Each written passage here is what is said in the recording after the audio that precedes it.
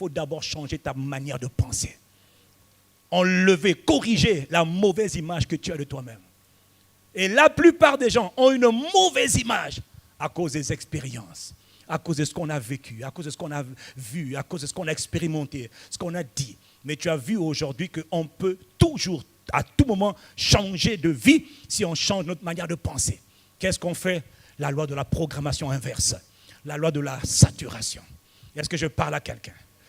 Voilà, Zig Ziglar a dit une chose. L'opinion la plus importante que vous puissiez avoir est celle que vous avez de vous-même.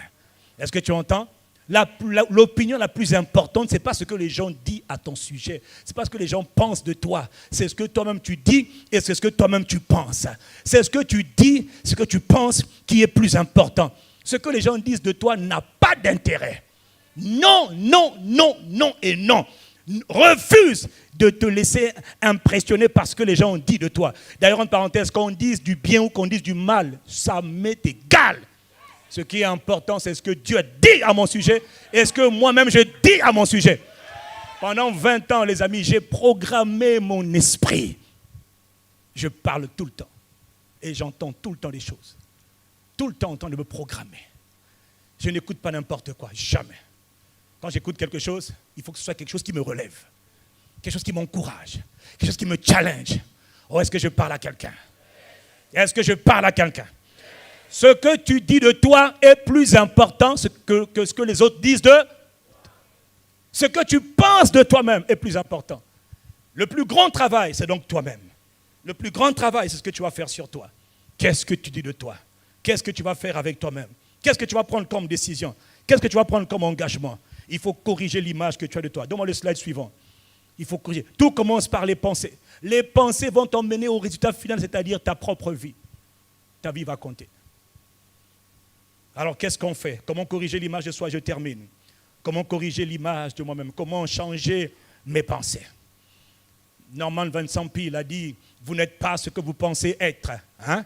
Mais ce que vous pensez être, vous l'êtes.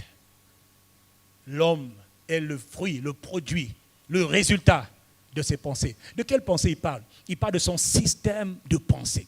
Il parle de sa mentalité, c'est-à-dire ce à quoi il pense régulièrement. À partir d'aujourd'hui, décide de changer ton système de pensée. Comment on fait pour changer le système de pensée? Étape numéro 1, identifie d'abord, fais un bilan. Dis avec moi, je fais un bilan. Qu'est-ce que je fais? Je m'examine moi-même. Je passe moi-même au détecteur, au scanner. Je m'examine d'abord moi-même. J'identifie toutes ces choses qui sont en moi, ces pensées que j'ai, que je n'ai pas envie d'avoir. Parce que tu sais qu'il y a des choses auxquelles tu penses que tu n'aimes pas. Il y a des choses que tu vis que tu n'aimes pas. Et ce que tu vis aujourd'hui, c'est la résultante, la somme de ce que tu as beaucoup pensé. Mais à partir d'aujourd'hui, décide. Dis avec moi, je décide. Dis avec moi, je décide de changer mes pensées. C'est-à-dire de me reprogrammer. De me reprogrammer. Tout commence par une décision. Je décide de faire quoi? Je vois qu'il y a des choses, je pense souvent à la mort, je pense souvent à l'échec, je pense souvent à la maladie, je pense souvent à la peur, je pense souvent que je n'ai pas d'avenir, je pense que je suis perdu, que je n'ai plus d'espoir. Non, non, non, non, non, non, non, non. Ça, ce n'est pas ce que je veux. Non, non, non, non. Ce n'est pas ce que j'aspire. Non, alors change-le. OK? Comment on fait? Je refuse les pensées négatives. J'identifie les pensées négatives et puis après, je commence maintenant à mettre des nouveaux scripts ou de nouveaux programmes. C'est le point numéro 3. Corrige chaque script erroné que tu as identifié en pratiquant la loi de la saturation. La loi de la saturation, ça veut dire quoi? Je remplis, je parle, je parle, je parle. Les amis, les gens qui vont quelque part parlent. Les gens qui échouent ne parlent jamais. Quand on te voit, il n'y a aucun moment où tu parles à toi-même. Mets-toi devant le miroir, parle. Ou quitte le miroir, parle. Qu'est-ce que tu veux de la vie? Qu'est-ce que tu veux être? Qu'est-ce que tu veux devenir? Dis-le. Qu'est-ce que tu as envie de devenir? Qu'est-ce que tu as envie? Tu veux devenir quelqu'un de courageux? Alors dis-le. Je suis quelqu'un de très courageux. Je suis quelqu'un de très courageux. Je suis une femme vaillante. Je suis un homme vaillant. Je n'ai peur de rien.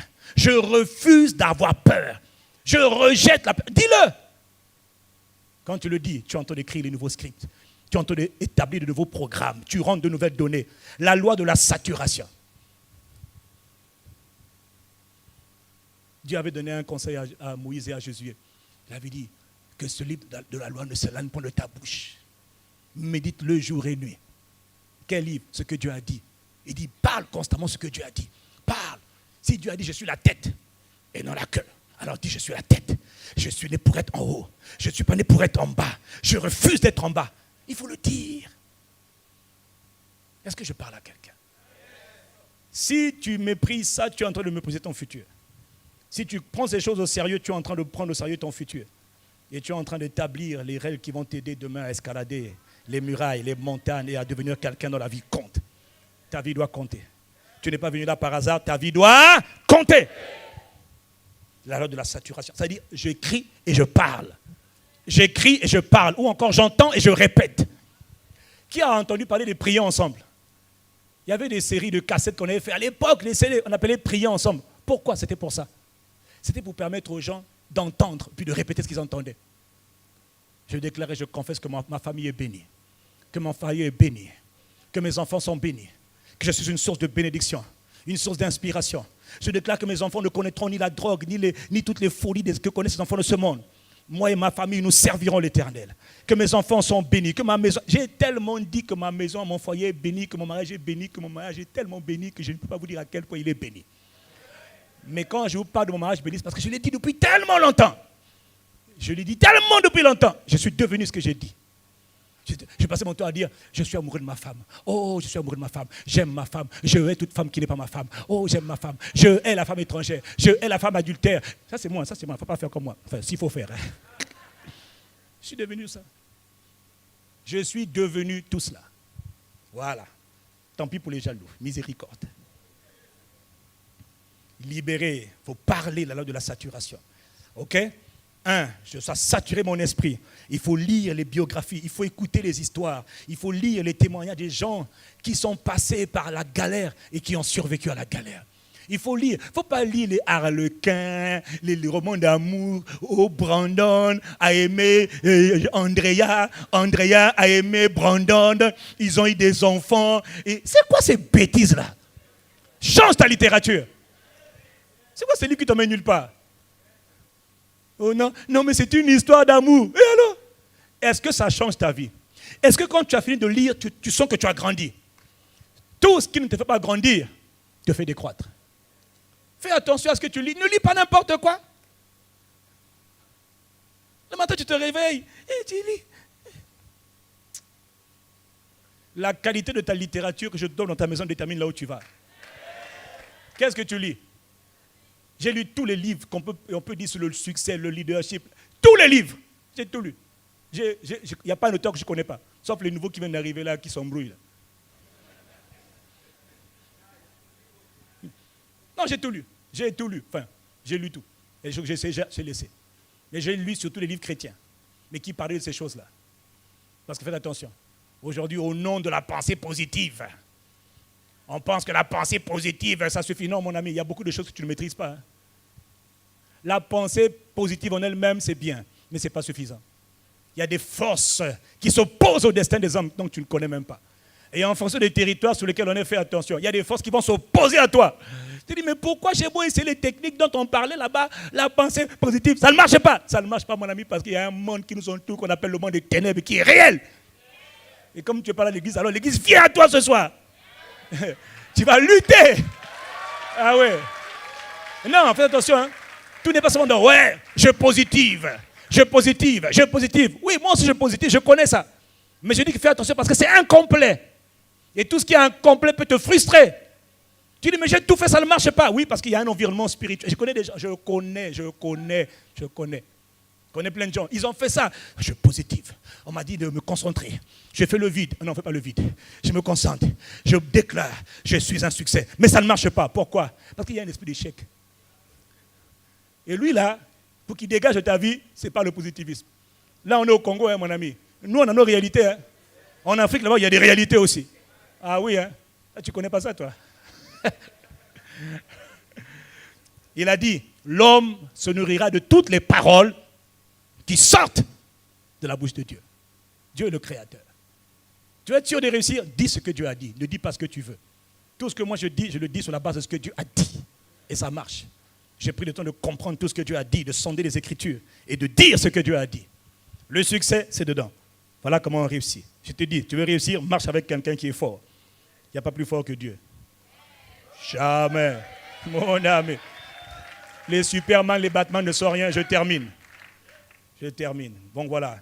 4e point, c'est lisez des biographies. Dis avec moi, je veux lire des biographies. Est-ce que tu connais la vie des gens qui ont réussi? Est-ce que tu as lu leurs histoires? Est-ce que tu as vu leurs témoignages? Il faut lire, il faut écouter.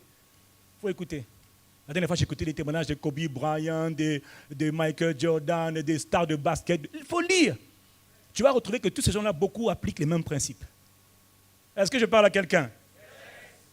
5e point, il faut écouter régulièrement des supports de motivation, d'encouragement. Il faut écouter la parole, il faut écouter les paroles. Choisis les paroles et écoute régulièrement les paroles. Voilà.